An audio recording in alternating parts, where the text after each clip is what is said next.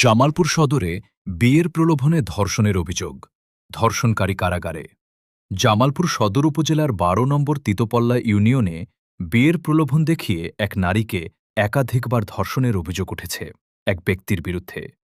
এ ঘটনায় এলাকায় চাঞ্চল্যের সৃষ্টি হয়েছে।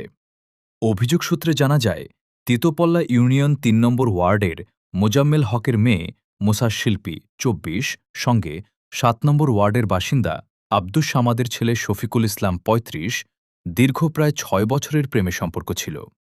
ভুক্তভোগীর অভিযোগ, বিয়ের আশ্বাস দিয়ে কথিত মৌলভী দ্বারা বিয়ের নাটক সাজিয়ে অভিযুক্ত ব্যক্তির স্বামী স্ত্রীর মতো শারীরিক সম্পর্ক করেন। ভুক্তভোগী আরও অভিযোগ করেন, বিয়ের রেজিস্ট্রার করার কথা বলে গত ১০ মে সকালে অভিযুক্ত ব্যক্তি তার ব্যবসায়ী প্রতিষ্ঠান জাবির ইলেকট্রনিক্স তিতোপল্লায় ডেকে নিয়ে আসে এবং দোকানের শাটার বন্ধ করে তার ইচ্ছার বিরুদ্ধে ধর্ষণের চেষ্টা করে।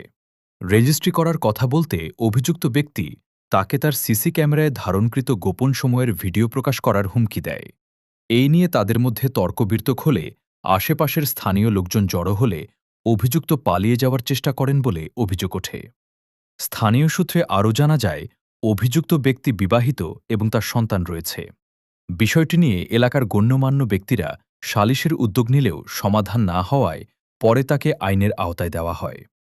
১১ তারিখ ভুক্তভোগী বাদী থানায় ধর্ষণ মামলা দায়ের করেন।